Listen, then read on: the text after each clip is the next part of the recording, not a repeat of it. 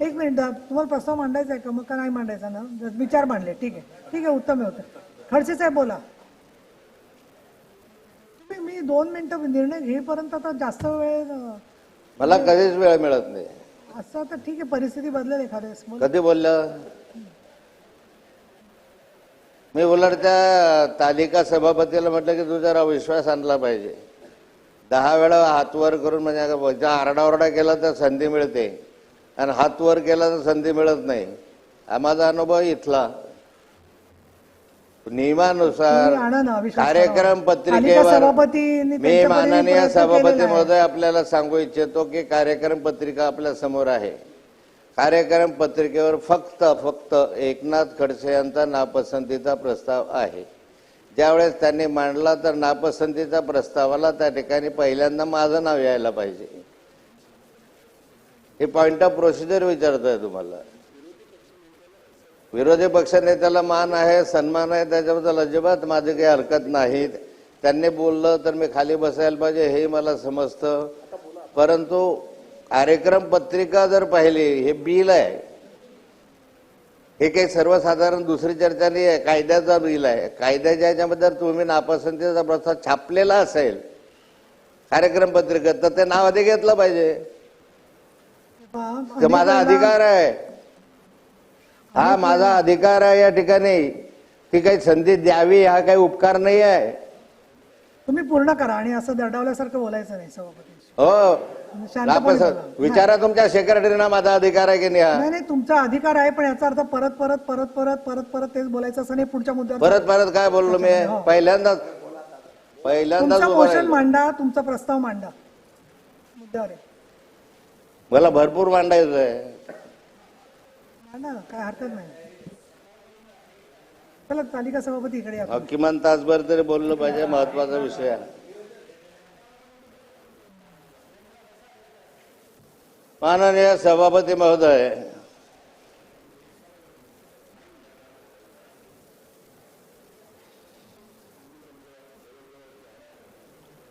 महाराष्ट्र सार्वजनिक ग्रंथालय अधिनियम 1967 आणि यात आणखी सुधारणा करण्याच्या विधेयकावर नापसंतीचा प्रस्ताव मी या ठिकाणी आणतो. पीडब्ल्यूडीचे लोक आले, ते गिझरचा विषय त्यासाठी. नापसंती या ठिकाणी अध्यक्ष महोदय यासाठी आहे की ज्या काही सुधारणा या ठिकाणी आणलेल्या आहेत त्या सुधारणांमध्ये आता जिल्हा स्तरावर, राज्य स्तरावर आणि आपल्या गाव पातळीपर्यंत तुम्ही ग्रंथालयाच्या संदर्भामधल्या समित्या स्थापन करण्याचा निर्णय याच्यामध्ये घेत आहात. मला पहिला प्रश्न असा आहे की 2012 पासून तर आजपर्यंत या राज्यामध्ये एकाही ग्रंथालयाला नवीन परवानगी देण्यात आलेली नाही. राज्य सरकार हे ग्रंथालयाच्या संदर्भामध्ये अत्यंत उदासीन आहे. जर तुम्हाला अशा स्वरूपाच्या समित्या वगैरे नेमायच्या आता या ठिकाणी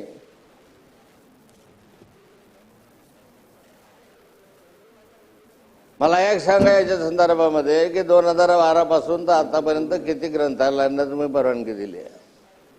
बंदी आहे. पण आज देत आहे, उशिरा जाग आली आहे तुम्हाला 12 वर्षानंतर. ग्रंथालयासारख्या विषयाला दादा 12 वर्ष या राज्यामध्ये परवानगी देणं हे काही पुरोगतीचं लक्षण नाही आहे. आज अलीकडच्या कालखंडामध्ये पाहिलं, मला अध्यक्ष बसून परवानगी आहे नाही. मला या सांगायचं आहे अध्यक्ष महोदय की 12 वर्ष परवानगी न देण्याचं कारण काय? खरं म्हणजे ग्रंथालयाच्या संदर्भामध्ये एवढी उदासीनता आपण कधीही पाहिली नव्हती. पूर्वीच्या कालखंडामध्ये ग्रंथ हेच गुरु म्हणून आपण त्यांच्याकडे पाहत होतो आणि खरं आजही ग्रंथ हे गुरु या दृष्टिकोनातून ग्रंथाकडे आपण पाहिलं पाहिजे. ग्रंथालयाच्या माध्यमातूनच आपण शिक्षण घेतलं, ज्ञान घेतलं, संवर्धन केलं आणि त्यामुळे पुढच्या भावी कालखंडामध्ये ग्रंथालयाच्या संदर्भामध्ये जे काही आपण मिळवलेलं आहे ते भावी कालखंडातल्या आयुष्यामध्ये आपल्याला उपयोगी पडलं. पूर्वीच्या कालखंडामध्ये ज्यावेळेस सरकार होते, तुमच्या असतील, कुणाचे असतील, माझे असतील, परंतु त्या कालखंडामध्ये ग्रंथालयाची सुरुवात मुळात प्राथमिक शाळेपासून व्हायची, माध्यमिक शाळांपासून व्हायची, ज्युनियर कॉलेजपासून व्हायची. त्या कालखंडामध्ये माध्यमिक शाळांमध्ये ग्रंथालय होते. प्रत्येक शाळेमध्ये ग्रंथालय त्या कालखंडामध्ये माध्यमिक शाळांमध्ये होतं. आत्ताच्या कालखंडामध्ये माध्यमिक शाळेमधले ग्रंथालय बंद करून टाकले. कशासाठी बंद केले? तर ग्रंथालयाचा जो काही ग्रंथालय कर्मचारी असतो त्याला पगार देण्याच्या संदर्भामध्ये सरकारचं काही म्हणून चर्चा झाली. मग त्याचा पगार नकोच म्हणून खरं म्हणजे प्राथमिक शाळांमध्ये ग्रंथालयाची आवश्यकता यासाठी आहे की तो मुळामध्ये लहानपणापासून ज्यावेळेस त्याला वाचनाची आवड लावायची असेल तर त्याला ग्रंथालय आवश्यक आहे. माझी पहिली विनंती या माध्यमातून राहणार आहे की तुम्ही प्राथमिक शाळांमध्ये किंवा माध्यमिक शाळांमध्ये तरी किमान जे पूर्वीची व्यवस्था होती ती कार्यान्वित करावी. त्या कार्यान्वित केल्यानंतर तिथे लायब्ररीसाठी अनुदान द्यावं. पूर्वी आपण लायब्ररीसाठी अनुदान देत होतो. लायब्ररीन जो ग्रंथपाल होतो त्याला त्याचा पगार पूर्णपणे देत होतो. एका 500 विद्यार्थ्यांच्या मागे पूर्ण ग्रंथपाल, 250 विद्यार्थ्यांच्या मागे अर्धवेळ ग्रंथपाल ही आपली त्या कालखंडामधली सिस्टीम होती.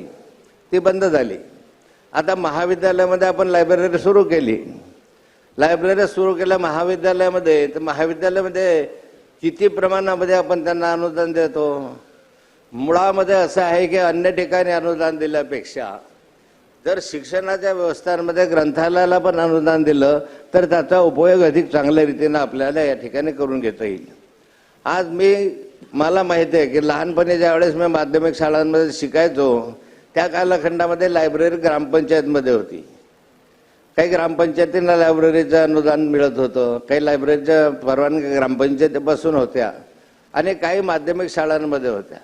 त्या कालखंडामध्ये आपण वाचनाच्या दृष्टिकोनातनं एखादं पुस्तक यायचं त्याची वाट बघायचो की आता सावंतांचा मृत्युंजय येत आहे का, मग श्रीमंत योगी येत आहे का, मग काय यांचं वेगवेगळे यांचे जे नावं आपल्याकडं साहित्यिक आहे त्यांच्या त्या पुस्तकाची आपण वाट बघायचो.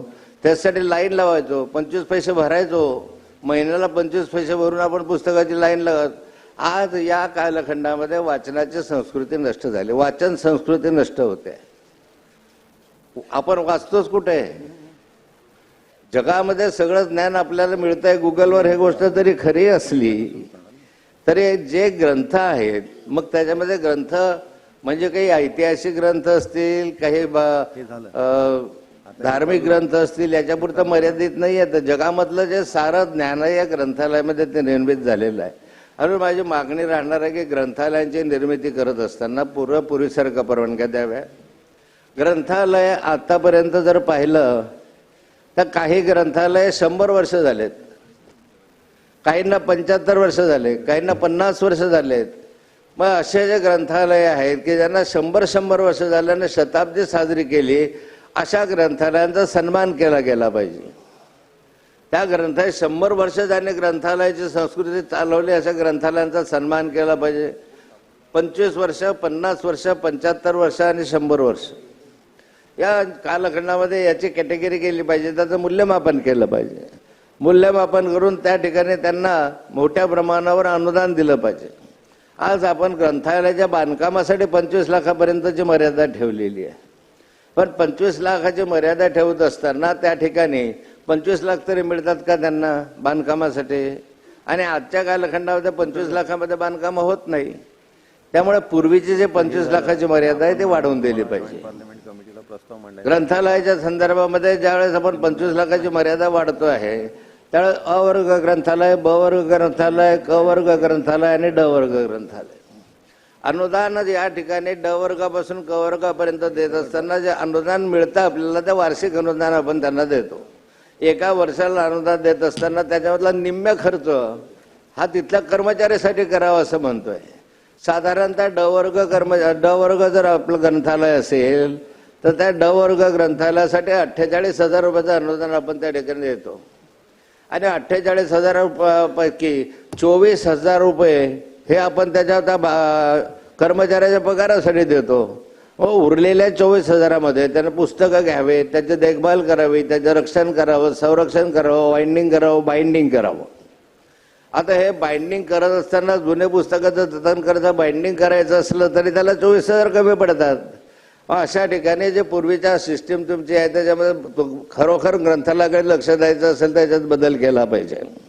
ग्रंथालयामध्ये जे लायब्रेरियन आहेत ह्या लायब्ररीनं आत्ता जे काही लायब्ररीन असेल त्यांच्या संदर्भात पगार जो आहे तर अन्य इथे ठिकाणी प्राध्यापकाचा पगार पाहिला तर त्या ठिकाणी तुमचा 1.5 लाखाच्या 2 लाखाच्या आसपास पगार पडतो आणि लायब्ररीचा पगार जर त्या ठिकाणी पाहायला गेलो तर त्या ठिकाणी लायब्ररीचा पगार आहे तो 35 ते 40 हजारापर्यंत तुम्ही त्याला पगार देतात.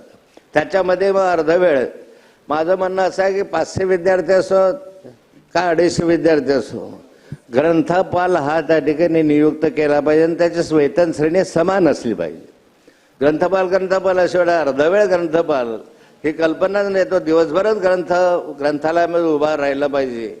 ग्रंथालयाच्या संदर्भामध्ये माझा अध्यक्ष महोदय एक विनंती याच्या संदर्भामध्ये की जे जुने पुस्तक आहेत ग्रंथालयामध्ये जुने काही आपले संदर्भ ग्रंथ आहेत जुन्या कालखंडामध्ये ते आहे ते जतन करण्यासाठी की वेगळी व्यवस्था त्या ग्रंथालयांमध्ये असली पाहिजे. म्हणजे आपल्या त्या ठिकाणी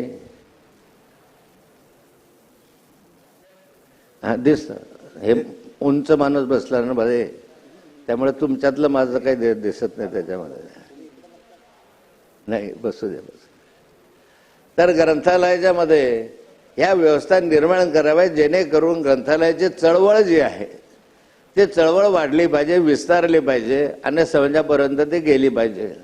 मला खूप मोठ्या प्रमाणावर पाहतो की लक्ष्मण घाट होता उचल्या वाचला मग काही कविता संग्रह वाचले काही कविता संग्रह इतके होते की त्याच्या माध्यमातून बालमनामधला तो कविता संग्रह त्या बालमनामधला एक आमच्या याच्यावर मनावर एक ठसा उमटला. त्याच्यामधनं काय कविता होत्या बालकवी ठोंबरेंच्या कविता होत्या भारत आंबेंच्या कविता होत्या रेव्हरंड टिळकांच्या काही कविता होत्या काही लेख होते आमच्या बालकवी ठोंबरेंच्या कितीतरी कविता आजही आपल्या याच्यामध्ये पाटणामध्ये की धरणगावच्या यांच्या गावचीच आहे.